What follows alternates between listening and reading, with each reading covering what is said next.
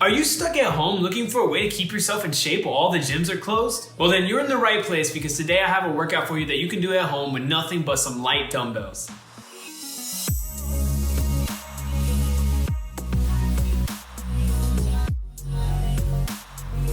So what's going on, guys? It's Rob here from fitnessandfinance.com, and today we're going to be going over day 2 of our at-home workout using nothing but light dumbbells. If you click on the playlist to your right, you can see all the videos for this program so you can follow this 4-day program. If you want to check out the dumbbells I'm using in this video, I put a link down in the description below. They were pretty cheap. I think they're about $45 for these dumbbells that have lasted me a long time. I bought them about 2 years ago. I've left them out in the rain. They haven't rusted, and they're still just as good as they were on day 1. I highly recommend you check these dumbbells out if you don't already have a pair. All right, before we get started, make sure you smash that like button for my new YouTube studio and to help me out with that YouTube algorithm. So all the workouts in this program are set up like a circuit because we want to burn the most possible calories, because we not only want to maintain our physical shape, but we also want to get leaner. So what you're going to do is you're going to perform 20 reps of the first exercise, rest for 30 to 60 seconds, then perform 20 reps of the next exercise, rest, and so on and so on and so on until you reach the end of the circuit.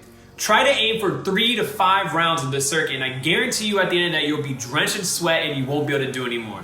Okay, so let's begin. Exercise 1 on this list is gonna be a bent over dumbbell row. The bent over dumbbell row is an excellent choice because it's a big compound movement that works multiple muscles in your back. It works your biceps, your latissimus dorsi, your rhomboids, and your posterior deltoids. We're gonna be doing these with a neutral grip, but if you want, you can easily do these with a pronated grip or a supinated grip. Make sure that when you're bending over that you have a tight core and you're not arching your back, because we don't wanna cause any injuries. Another tip is when you're coming to the top of the movement, pause for about 1 second, so that way you can really feel those muscles in your back light up. The one-handed version is excellent because it trains the back muscles in a unilateral fashion. This can prevent possible muscle imbalances. If you're right-handed or left-handed, you tend to favor a certain side. Okay, so the second exercise on our list is gonna be the reverse fly. To perform a reverse fly, you wanna bend over in the same way that we did earlier. Make sure we're not arching our back and that we have a tight core. You might not be able to use a super heavy weight with this one, but it doesn't mean it's not highly effective. Try to go for a slow and controlled motion, okay? You don't wanna have the weights taking control of you. You're in control of the weights. If you look at my back while I'm doing this slow tempo, you can see all the muscles in my upper back start to light up as I perform this motion. One of the reasons I really like this exercise is because our society is very sedentary. We sit at office desks all day, we sit in our cars all day,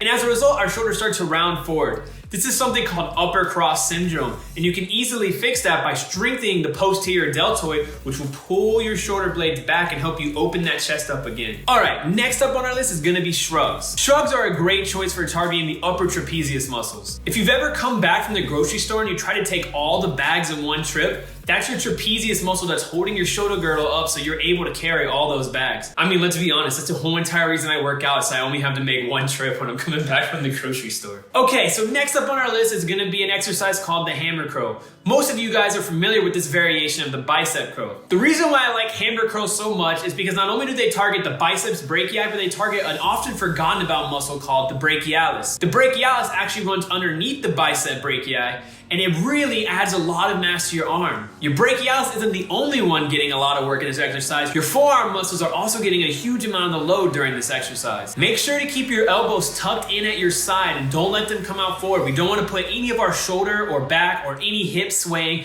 into this movement. We want to do a strict hammer curl. All right, so this next one is an exercise that not a lot of people know about, but it's an exercise that goes all the way back to the golden era of bodybuilding. The pullover. Some people say the pullover is a chest movement, and it does use your chest, but it really depends on how you do the movement and what you're focusing on. So the way we're gonna do this, since we don't have a bench, is we're gonna take a pillow and place it right underneath our shoulder blades to kind of help us prop our body up a little bit and let us get a bigger range of motion throughout this movement. All right, and the last exercise in this workout is gonna be a regular bicep curls, but with a twist. We're gonna externally rotate our shoulders out. What this is gonna do is this is gonna put more emphasis on the long head of our bicep, or the peak, as opposed to the shorter head of our bicep. Your biceps are worked in pretty much every exercise we've done in this routine, so they're already gonna be a little bit pre-fatigued before you even attempt this. If you can make it through 20 reps of this, I swear you will have the biggest pump in your biceps. You can see my veins starting to pop out already. All right, so remember, we're doing this workout like a circuit. So we're gonna do 20 reps of our first exercise,